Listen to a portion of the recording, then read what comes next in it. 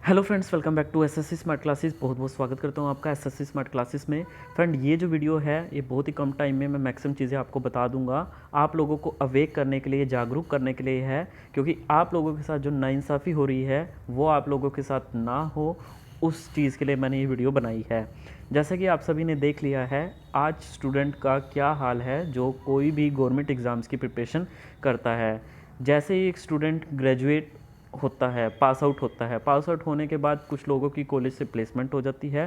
तो एक बहुत बड़ा जो मेजॉरिटी ऑफ द पोर्शन है, कई तरह के कमीशन है, जैसे आपका स्टाफ सिलेक्शन कमीशन हो गया, रेलवे हो गया, बैंकिंग हो गया, एक यूपीएससी हो गया। यूपीएससी में कुछ सिलेक्टिव लोग जाते हैं जिनका अलग से कोई एक बड़ा सपना होता है और उसमें वैकेंसीज भी काफ़ी कम होती हैं। ऐसे में जो दूसरी एक मेजॉरिटी पोर्शन है वो लोग एसएससी की तरफ चले जाते हैं, वहाँ पे सीजीएल वगैरह की प्रिपरेशन करते हैं। सीजीएल हो गया, सीएचएसएल हो गया, ताकि उनको एक वेल रेप्यूटेटेड जॉब मिल सके। तो जैसे ही वो प्रिपरेशन करता है, क्योंकि उस टाइम पर उसको नहीं पता कि एक भर्ती क्लियर होने में इनको कम से कम 2 से 3 साल लग जाते हैं। हालांकि वो भर्ती 1 साल में भी कंप्लीट हो सकती थी, लेकिन ये जानबूझ करके उसको कंप्लीट होने नहीं देते। जब से नोटिफिकेशन निकलती है तब से वो भर्ती जो है वो लटक ही जाती है। उसमें हर process tier 1, tier 2, tier 3, tier 4, result test, skill test, ये सब कुछ करके एक स्टूडेंट को कितने मेंटल टॉर्चर से गुजरना पड़ता है ये शायद आप सभी को पता ही होगा। और उसमें भी स्टूडेंट जो है वो दिन रात पे इतनी मेहनत करते रहते हैं और रिज़ल्ट आता है तो रिज़ल्ट में उनको क्या मिलता है? कुछ भी उनको नहीं मिलता। कोई एक्सपेक्टेशन जो उन्होंने लगाई होती थी वो एक्सपेक्टेशन से जस्ट अपोजिट हो जाता है। अभी सीजीएल में जैसे 2019 का रिज़ल्ट आया है, तो जो 18 तारीख का जिनको पेपर था, जो टीयर 2 का 18 तारीख को जिनका पेपर था, उनके साथ कितना बुरा हुआ है। और कितने मार्क्स लेंगे यार? इतने मार्क्स लेने के बाद भी, फुल मार्क्स लेने के बाद भी स्टूडेंट जो है वो सिलेक्ट नहीं हो पा रहे। इसमें किसकी गलती है? इसमें टीसीएस की गलती है या फिर एसएससी की गलती है? और सफ़र कौन कर रहे हैं? सिर्फ स्टूडेंट कर रहे हैं। आप लोग अगर रोज़गार दे नहीं सकते तो क्यों वोट बैंक को बढ़ाने के लिए कि आपकी सरकार जीतेगी, आपकी पार्टी जीतेगी, उसके लिए आप चुनावी वादों में इतनी सब घोषणाएं कर देते हो कि हम आपको इतना रोज़गार देंगे, जब उसको पूरा ही नहीं कर सकते। और उसके बाद फिर वो हार थक कर, मतलब जिसके सारे प्रोसेस भी कंप्लीट हो जाएं तो वो भी जो है उसको, वो भी वेट करता करता थक जाता है कब जा कर के उसकी एक फ़ाइनल जो है वो सिलेक्शन होगी। और ऐसे में उन स्टूडेंट के बारे में सोचो, क्योंकि एक मेजॉरिटी ऑफ द स्टूडेंट, जैसा कि मैंने कहा, अप्रोक्स 26 लाख स्टूडेंट एग्ज़ाम देते हैं इसका। और जिसमें टीयर 1 जो है वो कम से कम 5-6 दिन टीयर जो है वो चलता है। जो आपका टीयर 1 है 5 से 6 दिन चलता है लगभग। मतलब कई लाखों स्टूडेंट जो है एक दिन में एग्ज़ाम देते हैं। तो ऐसे में टीयर 2 का जो एग्ज़ाम है, जिसमें 1 से 1.5 लाख कैंडिडेट एग्ज़ाम देते हैं, तो वो एक दिन में क्यों नहीं हो सकता? ये जानबूझकर की गई है। जब 15 से 16 तारीख का एक जैसा एग्ज़ाम बना दिया पैटर्न, तो 18 तारीख का इतना ईजी बना करके, मतलब क्या ये साबित करना चाहते हैं? क्या वो एग्ज़ाम टफ़ नहीं बन सकता था? वैसा ही लेवल नहीं उसका हो सकता था? क्या इतने भी एक्सपर्टीज़ इनके पास नहीं है कि वैसा लेवल बना दिए? तो ये सब कुछ आपको बेवकूफ़ बनाया जा रहा है। जिस तरह से जब से ये गवर्नमेंट आई है तब से मैं ये चीज़ समझ गया था। कुछ टाइम लगा मेरे को समझने में, बट मैं समझ गया जल्दी। जिस तरह से ये इस चीज़ के नाम पे कि भाई जैसे गरीब लोगों के साथ भी खिलवाड़ किया है ना, कि सिलेंडर बांट दिए, ठीक है? तो भाई जो चूल्हे हैं, चूल्हा चौके से आप लोग सिलेंडर लीजिए। उज्ज्वला योजना के तहत सिलेंडर बांट दिए गए। उस टाइम पे 400 350 इसका प्राइस होता था। लेकिन वही बात उस टाइम पे भी मैं ये बात बोलता था कि एक टाइम ऐसा आएगा, ना तो आप सिलेंडर छोड़ने लायक रहेंगे और ना चूल्हे पे जाने लायक रहेंगे। अभी प्राइस 800 प्लस हो गया है। आप हालत देख सकते हो। अब ना गरीब लोग दोबारा से चूल्हे पे नहीं जा सकते, और दोबारा से वो वो सिलेंडर भी नहीं खरीद पा रहे हैं। वो बीच में ही फंस गए। एक साइकिल से, अब मोटरसाइकिल और बाइक से कार पे जाना आसान होता है, लेकिन कार पे ले जा कर के, बाइक पे ले जा कर के दोबारा से साइकिल पे आना बहुत मुश्किल होता है। और उसके बाद फिर फ्रस्ट्रेट होकर स्टूडेंट दूसरे एग्ज़ाम्स की तैयारी करते हैं। गेट हो गया, बैंक हो गया, जिसका completely out of the syllabus है, वो बिल्कुल अलग है जो आपने एसएससी में पढ़ा हुआ था।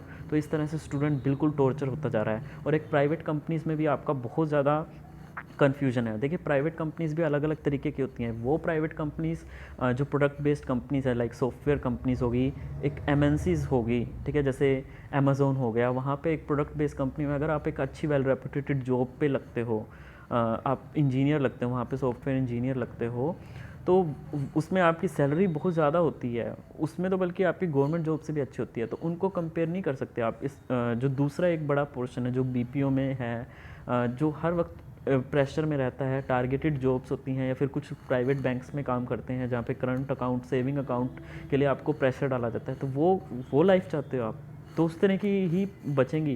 क्योंकि वैसी जो प्राइवेट कंपनीज़ हैं वो तो गवर्नमेंट जॉब से भी अच्छी हैं, लेकिन वो सबके लिए तो नहीं बनी ना। कैसे एक स्टूडेंट 3-4 साल अपना लगा करके, फिर कितना मुश्किल होता है उसके लिए वैसी प्राइवेट कंपनीज़ में जाना, तो वो स्टूडेंट बेचारा जाएगा तो जाएगा कहाँ।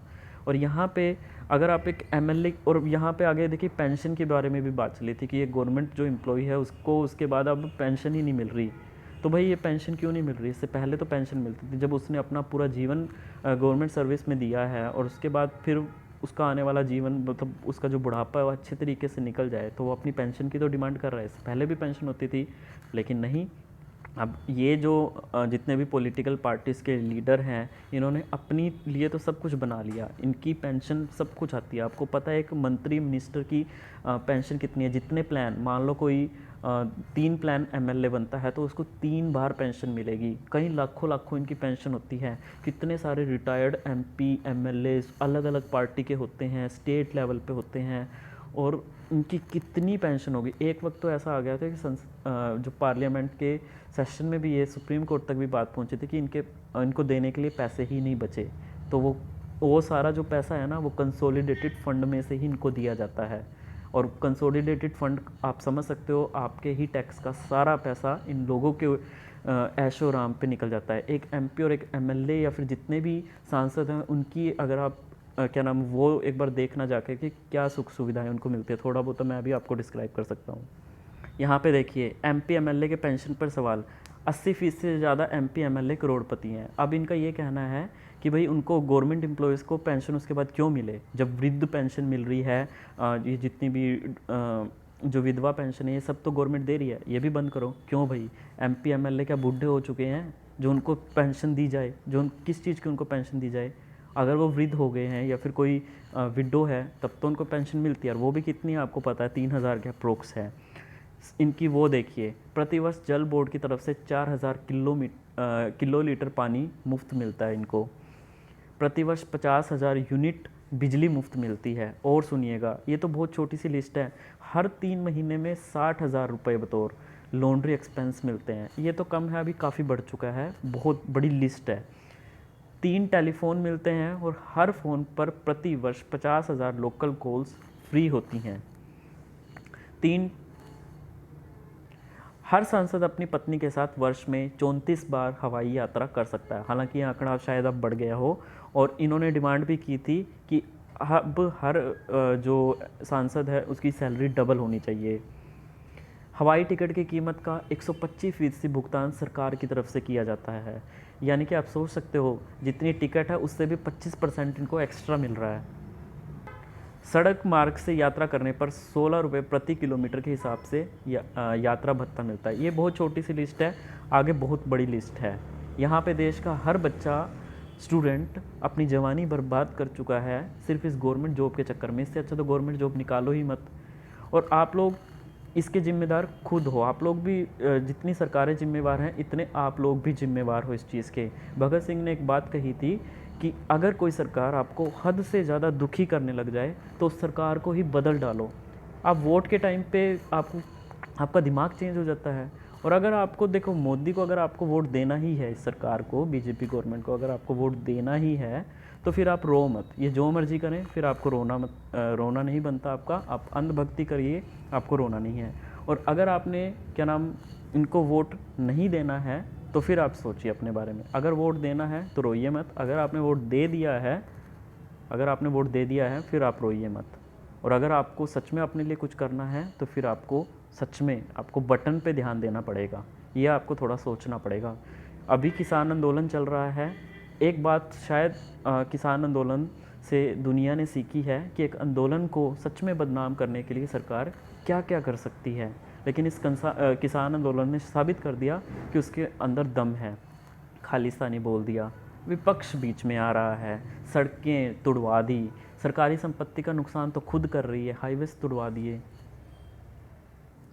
कितनी सरकारी संपत्ति का नुकसान खुद गवर्नमेंट ने किया ये आंदोलन ख़त्म करने के लिए, और किसानों के ऊपर ब्लेम डाल दिया कि वो सरकारी संपत्ति का नुकसान कर रहे हैं। जब किसान शांतिपूर्वक कोई भी चीज़ का प्रदर्शन कर रहे हैं तो अपने खुद के बंदे शामिल करके, दंगाई शामिल करके किसानों को बदनाम करने का प्रयत्न किया गया। कभी विपक्ष के नाम पे, कभी उनको खालिस्तानी बोला गया। तो एक आंदोलन को ख़त्म करने के लिए एक सरकार ने जो जो किया, कील कांटे सब कुछ लगा के देख लिया।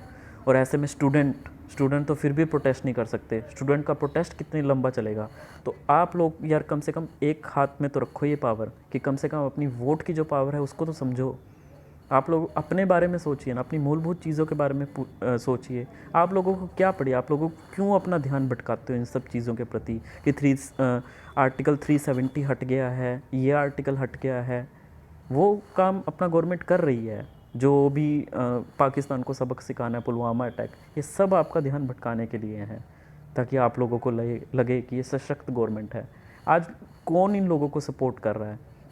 आज बेरोज़गार कभी इस गवर्नमेंट को सपोर्ट नहीं कर सकता। हाँ, उन्होंने वोट दिया है, उन्होंने किया है वोट, लेकिन फिर रो भी रहा है साथ में। तो अगर वोट दिया है तो रो मत।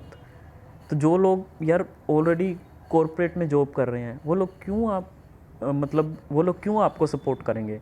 या फिर जिन लोगों की एज निकल चुकी है, तो वो लोग तो यही सोचेंगे ना, हमें अगर जॉब नहीं मिली तो आने वाला जो पीढ़ी है उसको जॉब क्यों मिलनी चाहिए, उनको क्यों मिले जॉब। वो ऐसा सोचते हैं, जबकि ये सोच गलत है। आपकी भी तो आने वाली जनरेशन होगी, तो वो भी तो गवर्नमेंट जॉब पाना चाहेगी। तो ऐसी सोच मत रखिए। अपने वोट को समझिए, उसकी कीमत को आपको समझना होगा। और ये जो आपके दिमाग में है ना कि विपक्ष के पास कोई चेहरा नहीं है, ये सब आपका ध्यान भटकाने के लिए है। सब कुछ है विपक्ष के पास। एक बार चेंज करके देखिए ना। आप लोगों को रोना ही है बस। आप लोगों को इधर उधर की बातें ही पसंद है। मुझे ये सब बिल्कुल पसंद नहीं है, अगर मैं अपनी बात करूं तो। इसलिए खुद पहले अपने आप को पहचानिए। आप लोग खुद ऐसे ऐसे पेड मीडिया के चैनल को आप लोगों ने फॉलो किया है तो उनके व्यूज़ तो आएंगे ही। अगर आप लोग सपोर्ट कर रहे हो, आप खुद कितनी बड़ी जनसंख्या यूथ की है और आने वाली आपकी फैमिली है, तो खुद एक इतना बड़ा नंबर ये बन सकता है। आपको पता है इस चीज़ का, खुद कितना बड़ा ये नंबर बन सकता है। तो ये वीडियो इसलिए है ताकि आप अपनी वोट को समझिए। अभी आप क्या कर सकते हैं, अभी आप जस्ट ट्विटर पे जितना ट्रेंड हो सके इस चीज़ को कीजिए, और आने वाले टाइम में वोट दिखा करके, वोट के दम पे आप बता दीजिए कि हाँ, हमारे वोट की भी कीमत है। सो तब तक के लिए धन्यवाद। आपका दिन शुभ हो, पढ़ते रहिए, ख्याल रखिए। All the very very best. God bless you all.